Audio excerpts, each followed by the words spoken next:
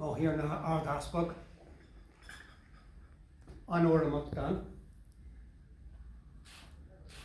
a hí siad agus cuine agus Gearóid O Ceallaigh.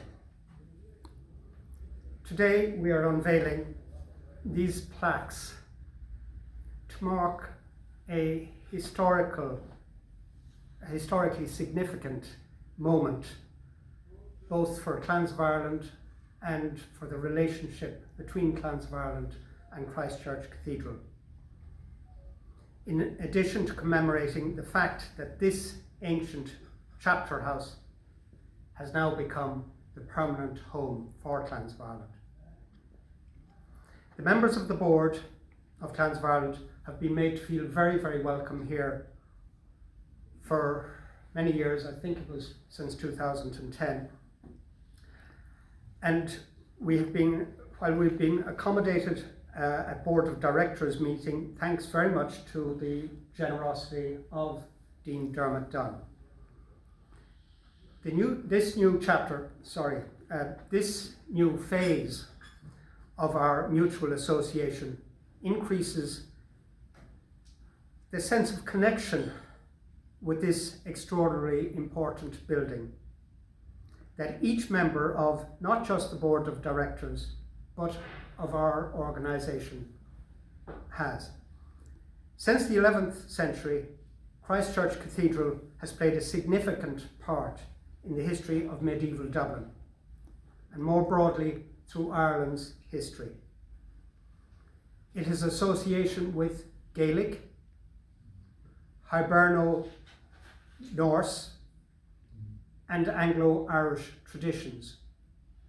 It was here in 1395 that King Richard II sat in state, in this very room I believe, to receive homage from the kings of the 4 provinces, O'Neill of Ulster, O'Connor of Connaught, MacMurrough of Leinster, and of course O'Brien of Munster. Nearly a century later, in 1487, Lambert Simnel, the pretender to the English throne in the reign of Henry VII, was crowned here in Christ Church as Edward VI. The person most notably associated with the cathedral, as was referenced by the Dean, is Lorcan O'Toole, known in English as Lawrence O'Toole. He was Archbishop of Dublin at the time of the Norman invasion of Ireland and played a prominent role in mediating between the parties during and after the invasion. He was also a leading light of the church reform movement in the 12th century and was canonized early in the 13th century. His connection to Gaelic clans is that in addition to his O'Toole bloodline, he was also connected to the O'Byrnes, as his mother was of the branch of the ancient Dunne clan, which was again in the Wicklow, South Dublin area. It is undoubtedly the case that Christ Church has been historically identifiable for the past millennium and is now deeply rooted within the Gaelic, Hiberno, Viking and Anglo-Irish traditions that collectively make up the Irish establishment, as the Archbishop referred to. It is also undoubtedly the case that the person who is most contemporaneously identifiable with this cathedral is the Reverend Dermot Dunne. I would like to express our profound gratitude to you, Dermot, for according Clans of Ireland with this singular honour.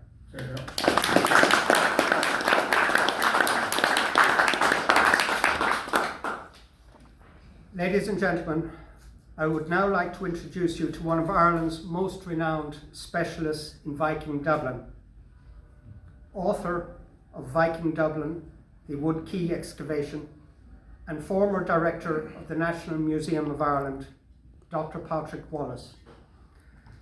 Dr. Wallace is perhaps most notable for his heroic record as the archaeologist of what was one of the most controversial and lengthy archaeological excavations ever undertaken in this country.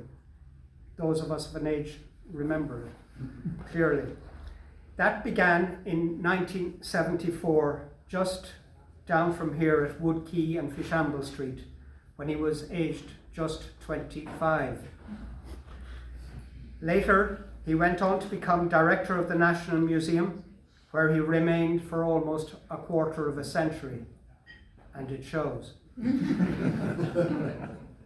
He is remembered as having been an articulate exponent of the archaeological agenda, standing up vigorously against other national bodies in disagreements associated with other important and sensitive sites such as Tara, Woodstown and Carrickmines.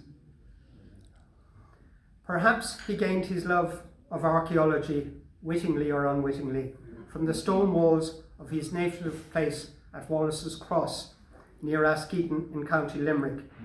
But for members of Clans of Ireland, his family, the Wallaces, illustrates the indisputable association between ancestral place and family.